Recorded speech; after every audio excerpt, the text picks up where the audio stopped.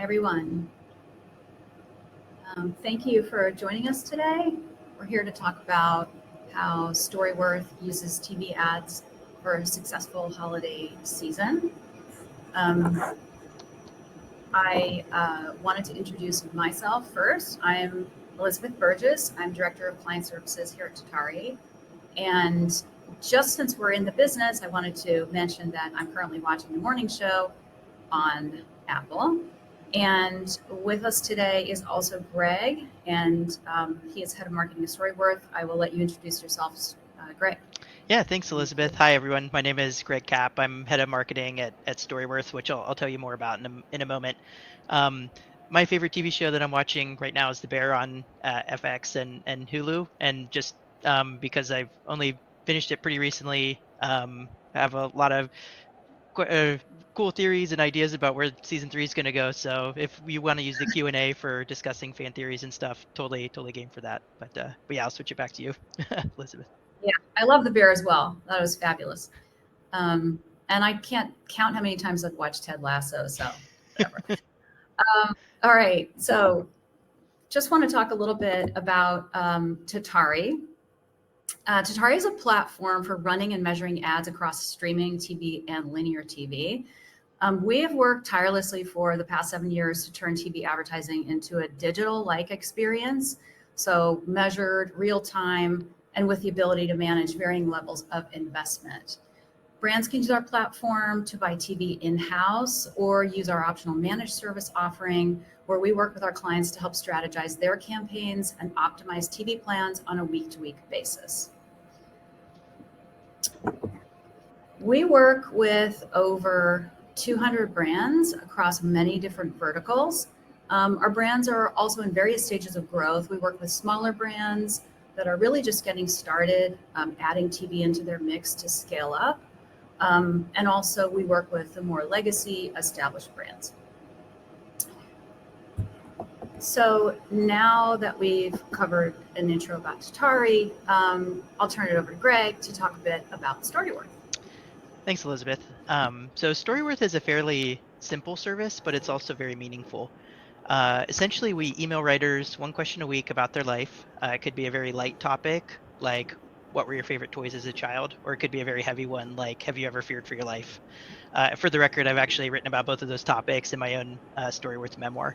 In any event, storytellers will respond over email with their own answers to these questions. And then at the end of the year, those stories are published into a hardcover keepsake book for the writers and their families. The background story and the founding is actually that Nick Baum, who's our founder and CEO, hatched this idea out of a personal desire to capture stories from his dad and to be able to get them in a format that he could share them with his kids and their children. He built a prototype and then realized that there might be a market for this tool outside of his family. Fast forward to today, and I think it's safe to say that Nick was proven right. We've now been in business for over 10 years. We've captured millions of stories, and we have writers all over the world. And then just a little bit more about the business and sort of what we see about the customers that use Storyworth is that it's typically purchased as a gift. Our average buyer is in their 30s, 40s, or early 50s. Buying the service for an older family member. Our sales are mostly concentrated in the lead up to major gifting holidays like Mother's Day, Father's Day, and Christmas. Great, thank you, Greg, for that.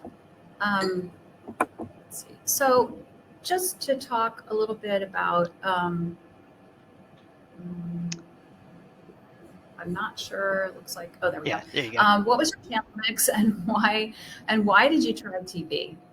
Yeah, so prior to launching TV, we advertised across hosted different platforms, and I don't know if it's covered on the next slide in terms of the things like Google paid search and podcasts and affiliate channels, paid social. Facebook and Instagram in particular had quickly grown to become a really large portion of our mix, almost a majority, if not an outright one, but by late 2020. So our main goal with TV really was to find a place that we could spend incremental dollars or that we could put dollars to work that could produce more efficient customer acquisition costs than just simply putting incremental ad dollars to work on some of the channels that are shown here. And just to expand on that for a moment, this is probably not lost on anyone in this audience, but if the platforms are functioning properly, or if your agencies are functioning properly, then your spend is already concentrated across the most efficient placements, or most efficient podcast shows, or the being shown to the audiences most likely to want to buy your product on a platform like Facebook or Instagram. And the next dollar that you invest in any given month is likely to be less efficient than that core that you're putting to work. And so really that was what we were betting on, or hoping and wanted to test, was that TV would outperform those incremental dollars that we were putting to work on other channels. Lots of reasons to believe why TV would succeed. And I think there were also some things that are maybe even harder to price in. So the fact that it was going to help diversify our marketing mix, that it could help improve performance on other channels by allowing users to see us on TV and then be more likely to click on our digital ads and things like that. But in particular, I think we were already sort of bought in on wanting to test TV. We were aware that the CPMS are actually quite compelling for what you're able to get, and certainly working with a team like the one at Tatari, we're able to get sort of low single digit dollar CPMS for a really meaningful ad unit. It's huge screen, not skippable, not muted. Uh, a video ad that's really compelling, and maybe what you're giving up a little bit is some of the targeting. You're not displaying it on one to one or to a particular person like you can on some digital platforms with their more advanced targeting. But for a more broad use service, or one that has broad appeal, that might be a great trade. So if we're being honest, that was really what we wanted to test, that sort of hypothesis in theory. We were bought in on TV, and I think the big question for us was, who should we work with? And to segue into the next section, I think what ultimately sold us on wanting to work with Elizabeth's team was uh, both Tatari's thoughtfulness around the test plan that they produced for us, and to maximize the number of insights that we had learned from a test plan, and then also their measurement expertise to confirm that what we test, and we'd be able to learn a lot from the test. Yeah. Okay. That's great. Yeah, we appreciate that. We do put a lot of thought into the testing, just knowing it's a make or break situation, right? We'd like to, of course, see success out of the gate, knowing that a lot of our clients are performance marketers. And so they want to see that there's actually some performance happening there, aside from all the other elements that TV does bring in terms of marketing mix. So in terms of the test, let's just move forward here and talk about that. So before we dive into specifics, I just want to call out the investment levels. So this was a 7-week test initially. We did tests on linear and streaming. We were at $40K per week for linear and $20K per week for streaming. And these are just some examples of some of the networks that we tested into. But what you see here is that you don't need that much money to get started into testing, which is a good thing. So we tested as many networks and publishers as possible during that pilot time, and these included larger, like high reach networks, as noted here, the HGTVs, E's, and TLCs, and then some more, smaller, more efficient options were included as well. Just again, knowing that efficiency matters right out of the gate. So we did lean into linear TV, given the target audience demo that Greg outlined earlier. And we wanted to include streaming, though, because we know that captures the cord cutters and that incremental audience that they represent. We also just wanted to mention that we did test several creative concepts. And this is something that we will encourage every client to do, because creative really does matter. We see, I apologize because it seems like my internet might be slow and I keep going off camera and back on, so it's coming back. We do see large performance deltas between different concepts, and so we really do encourage a lot of testing. Sometimes, at least 2 if you're going to be starting out on TV.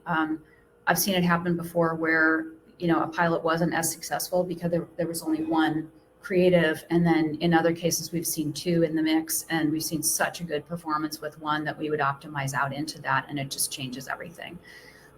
So I think that's just another point that we would make is, the creative testing is equally as important, in my opinion, as the networks that are selected.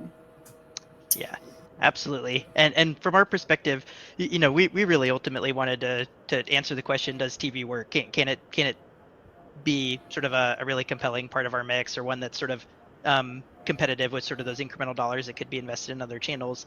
But I think to Elizabeth's point, maybe what you find from the test is that the test itself doesn't totally back out, but there's pockets within there that do. And it's this combination of creative on these networks, on these day parts, that is way more efficient than sort of the rest of our mix outside of television. And sort of having this test set up and designed with all those permutations in mind on the creative network and day part um, side of things, we were able to, kind of tease all that out. And maybe one interesting aside is Elizabeth and I were working on this presentation and preparing for it yesterday. We were both surprised to see the weighting of this test, because this was actually conducted a few years ago, and we were surprised to see how much spend was going to streaming at the time. It's funny because back then there was far more viewership that was happening on linear TV, certainly ad-supported viewership, than maybe is sort of what's transpired over the last few years, where just there's been this massive shift in um, viewership toward streaming. So this actually looks probably more like a test that Tatari might propose today, in terms of sort of the emphasis of streaming, just because that's almost impossible to ignore at this point, given that shift in viewership, and actually something that Elizabeth has sort of shared some of the team's market awareness of over time recently with us. But I think kind of showed that we needed to sort of look around the corner and be aware of this trend in viewership, which is a very interesting one in TV. In addition, and then sort of makes these tests just that much more complex, because you need to factor in these very different viewers and platforms, in addition to within them make sure that you can understand the best parts of the mix that are performing appropriately, or that are performing best. Yeah, agreed. And we are definitely seeing some landscape changing on that one. Okay, we're just going to take a moment here to talk about how marketers should measure TV campaigns. So how Tatari measures TV campaigns results for clients could be really an entire presentation in and of itself. But essentially, TV has traditionally been measured by panels, whereas digital ads or Google or Facebook offers a closed loop attribution by placing a pixel on your website. And Tatari actually uses this same method with a pixel. So regardless of your TV partner, it's important to have access to data quality and quality data. So we have 100% IP passback from major streaming players. On the linear side, we have access to 30 million smart TV homes. We're the only TV platform to license the triad of LG, Vizio, and Samba smart TVs. This is the largest data set available in the industry and the smart TV world. We combine the third-party data with more than 100 million mobile and web daily events across our clients' first-party data, plus our proprietary IP-level device graph to measure TV with world-class standards.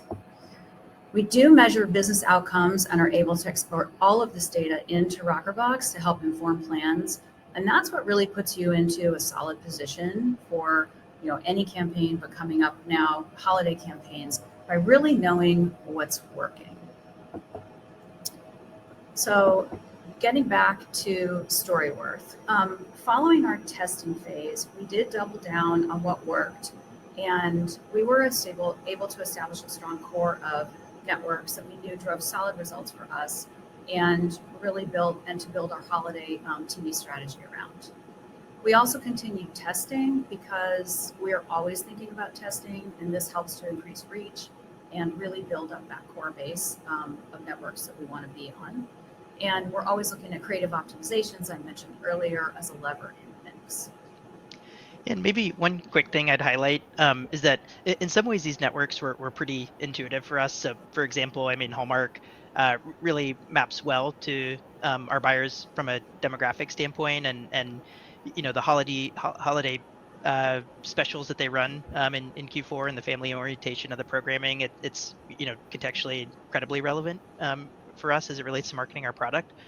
Um, but we still had to test to ensure that these were in fact going to be kind of really core performant networks for us. And for example, I think you could maybe make a counter case for why we think HGTV might not really back out well for us. As an example, it's typically priced at a premium from a CPM basis relative to other networks. And that CPM premium could undo the strong response that that network ended up driving for us, given its relevant and high quality audience. So obviously being able to test and address these sort of hypotheses, or ensure that we confirm or not that these are indeed our core networks, was really core to the test. And also, to her point, it's not like we stopped measuring after this initial test phase. And this list is not set in stone. It's changed and it's grown over time as we've been able to continue to explore and test new networks. And we find that changes in programming and audience and saturation effects or pricing trends over time can sort of lead this mix to change over time generally. So um, I think she'll cover Tatari's approach to buying and campaign planning that sort of make sure that we are able to kind of factor in the latest and greatest insights from our most recent buying. Great. Yeah, let's get to that. So, what are the best practices for Q4 TV campaigns? Let's start with that. So, this is just a timeline here that shows you basically Q4, a time that we noticed Q5, and then of course there's Q1. So the holiday season is technically Q4 and Q5. So basically, it's all the way into that first week of January. Typically, the market is fairly tight, so locking in inventory earlier is better. Is definitely better. And that is especially if you rely heavily on like Black Friday, Cyber Monday for those campaigns, because definitely the week or two leading up to that time frame is in high demand. But backing up even further, it can be really important for people just to see you on TV, get you top of mind, so that when they are having to choose, the perfect options or selections at that Black Friday, Cyber Monday timeframe, you are top of mind, and that's important too. So you really want to get that reach out there and get the frequency out there, in all of your plans. We also then see a second push happening in December for gifting, obviously approaching like that Christmas timeframe. And what's interesting is that by the week of Christmas and then that Q5 time period, which is the week after Christmas and then early into January, we do see the market much more open, where you can really take advantage of less demand and better rates. Something we haven't really talked about here is retargeting. I think most, marketers really have some retargeting that they do. We offer that as well. And that's something that we also would strongly encourage during this time frame, because people might visit your site, and again, just trying to stay top of mind, hit them with retargeting campaigns outside of just your more standard linear and streaming approaches as well. So in terms of what this is, you might be asking how we identify core networks that we mentioned earlier. So the HGTVs, Hallmarks, Bravos, Lifetimes, etc. We basically have a campaign manager. This is what you're seeing on this slide. And it's a platform that analyzes historical data. So you are securing placements on the right networks at the right frequency and at the right rates, based on your KPIs. So some clients actually do build their own media plans. Others have a dedicated media buying team that uses the same tool. But it's really great because we do have that all that historical data in here, and it really helps the team. And it's definitely the machine learning side of all this really helps with accuracy and efficiency in everything that we do. For Storyworth, getting back to this, one of the spots that we bought was actually the Mariah Carey Christmas spot. Something that we feel is very powerful to add into a mix. And these derive really high reach at a much lower CPM than the rate card. It's a great way to reach a large audience. It's oftentimes unaffordable and really inefficient without that heavy discount. So going forward here, Greg, do you want to talk about the performance? Yeah, absolutely. One thing I'd note on testing more generally is that we're really comfortable doing a lot of it in Q4. Our conversion rates go up given the nature of the product and it often being a gift. Um, and our budgets are higher, so a larger absolute dollar amount going to testing new networks or testing new kinds of ad inventory is actually a smaller percentage or a totally reasonable one. Um, as a percentage of our overall spend that makes us comfortable with this. And um, we were super excited about this Mariah Carey spot in particular because, to Elizabeth's point, we're rarely on broadcast networks. We're rarely going after this kind of broad reach tentpole program, mainly because the CPMS can be pretty prohibitive. But they make up a big part of our TV ad inventory overall. So we'd love to test it, and it's a place where we have a little presence. So if there was a way to sort of evaluate what it's worth to us, that would really help educate future buying decisions around this kind of inventory. So this test was super exciting for us. You can see here the lift was very significant. We drove over 1,000 visitors, and that's just in the moments after airing.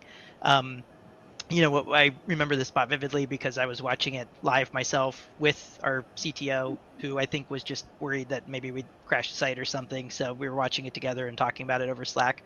Thankfully, everything was fine. We handled the influx, no problem.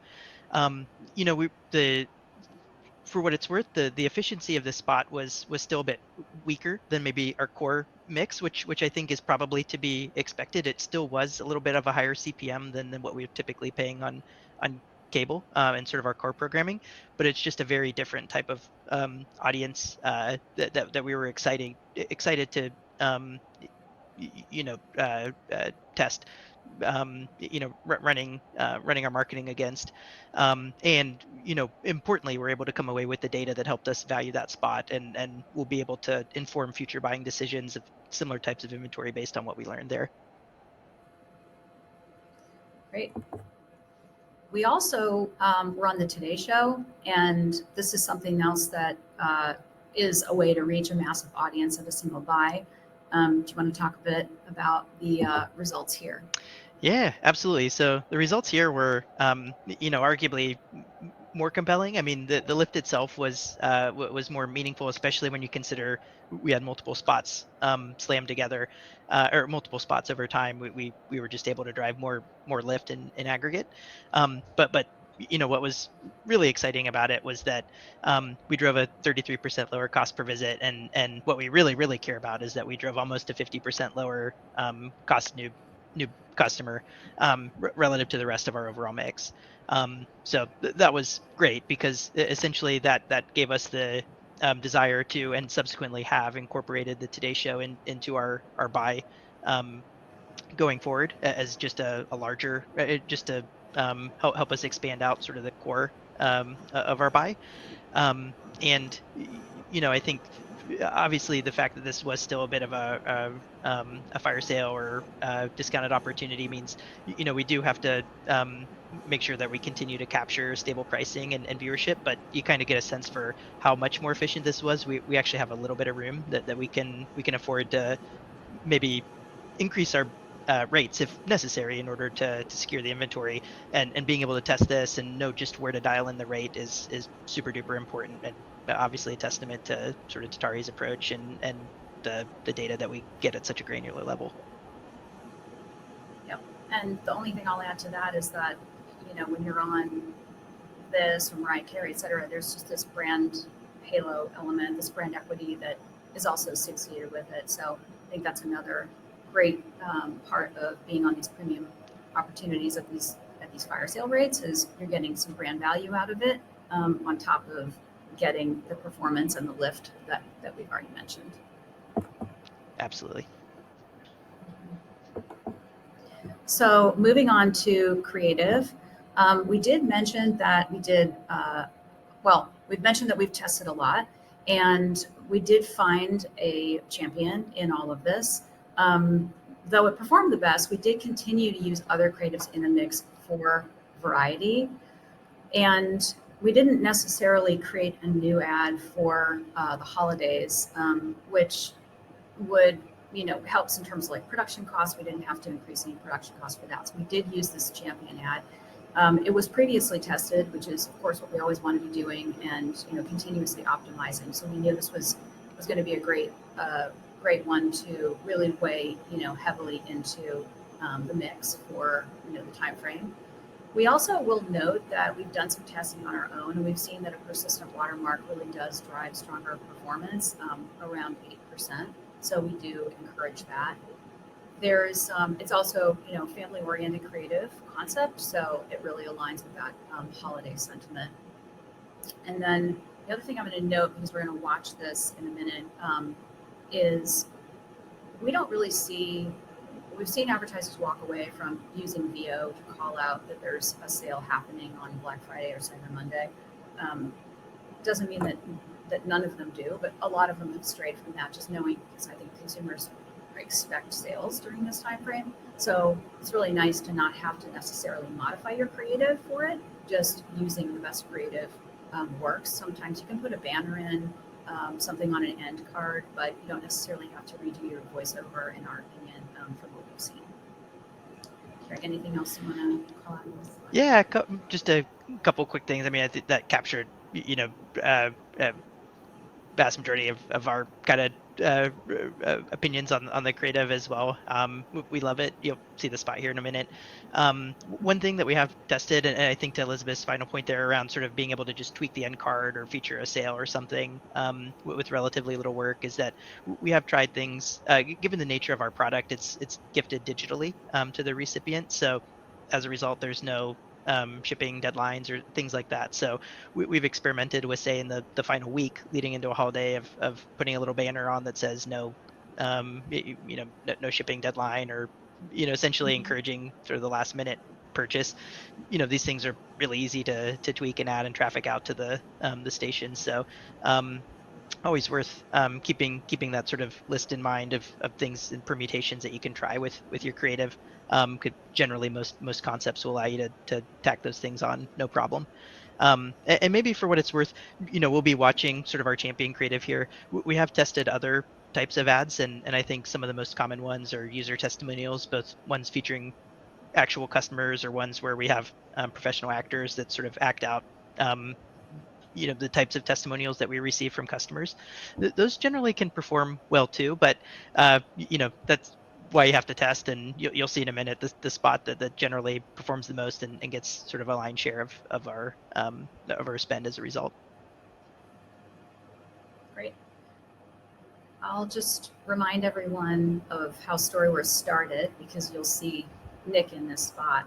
And I just also will say that we do see that authenticity matters when it comes to creative. I know that Greg just mentioned testimonials. These were real people that are actual customers, and we're not showing those ads, but it's just, authenticity does matter, and I think this really rings true and comes through loud and clear with this ad. So I'll go ahead and move forward. This is my dad. Storyworth started when I emailed him a question about his life. I wanted to save his stories so my kids would remember, but I was surprised by how much I learned about them and how meaningful it was for us to revisit those memories. So now, just like I did with my dad, we'll send you weekly questions about your life. All you have to do is respond with a story, and after a year, we'll print your stories in a beautiful hardcover book. Everyone has a story worth sharing, so give the gift of Storyworth at storyworth.com.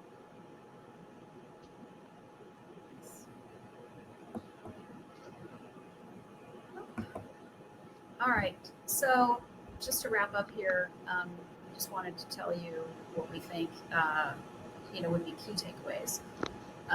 Use a healthy mix of networks, definitely.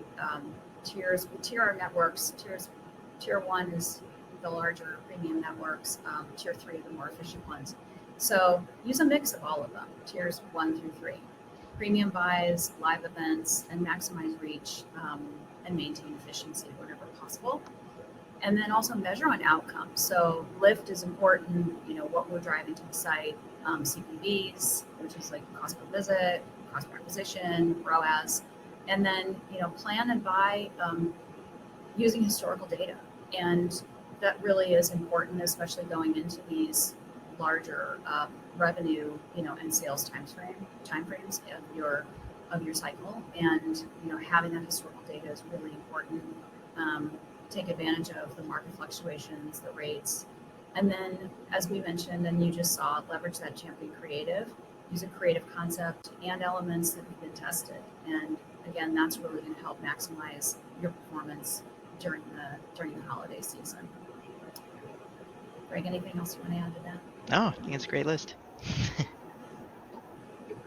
Excellent. That's all we had for today. Are there any questions? Okay, let's see. When should a brand start exploring TV ads? Is there a milestone Storyworth hit that led you down this TV path? Do you want to answer that one? We might be biased, but yeah, I mean, we probably both have a strong feeling about this one, which is that the sooner the better. I mean, my personal perspective is that if you have a onboarding flow that's profitable on at least one paid channel, you should start exploring TV if you can afford to make that investment. And you sort of saw what the typical budget is for a test plan. If you can sort of make that allocation and afford to take on that risk, you should do it. It's a pretty meaningful channel if you can turn the card over, just in terms of the volume and the potential budget you can put to work. So, being able to answer that question sooner rather than later can be pretty valuable, or at least at the very least, sort of figure out what a cost of acquisition through TV is a pretty meaningful thing to learn. I don't know, Elizabeth, what your perspective is on that. I totally agree, especially on linear, because of what you said earlier, the CPMs. I mean, they can just be so incredibly efficient, and testing in, on several networks with a lower CPM level can be really surprising, and to see your ad on TV and actually watch that lift happening with your baseline. So it's exciting.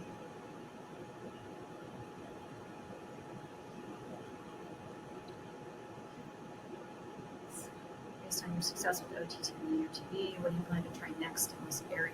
Any specific tactics or campaign ideas you're focusing on? Yeah, in some ways, I mean, the tests that were highlighted here were good examples of the types of directions that we're going. We've really tested a lot of the core cable networks that are available, and sort of have a sense for the value of every combination of network and day part on kind of traditional cable. So branching out a bit more onto some broadcast opportunities is certainly a place within linear. Within streaming, that's a world that's moving a little bit faster, both in terms of the new properties that are popping up and the ones which are now starting to accept ads. So I think that's a place where it's almost being a little bit more mindful of what are the new possibilities and the new territories that are actually allowing us to test, and that we think actually have a feasible chance of backing out. And in a lot of cases, the CPMs can be pretty eye-wateringly high, which make it a bit harder to test some of those opportunities. And then, frankly, just continuing to iterate on creative. You saw the champion creative. We're going back to reshoot some new content with Nick. We have some best practices that we take from testing on other channels. Not to say that you're always going to see that something that performs well on Facebook or a concept will then translate to TV. In fact, it seems like more so the different platforms are starting to skew toward different kinds of content that are maybe more in line with what you natively see in all those places. But there's the opportunity to iterate a bit more on creative, which is probably where we're really excited as well, in addition to just kind of moving into some new paths for different kinds of inventory that maybe we haven't tested as much yet.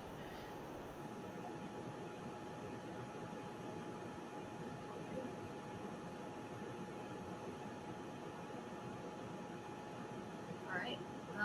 Doesn't seem to be any more questions, so go ahead, Storyworth testing. Nope. Storyworth brought us on air.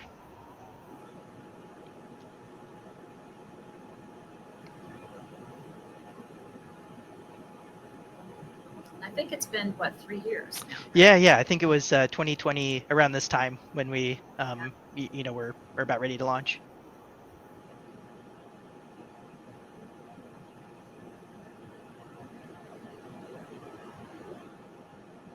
All right, looks like we're nearing the end of questions.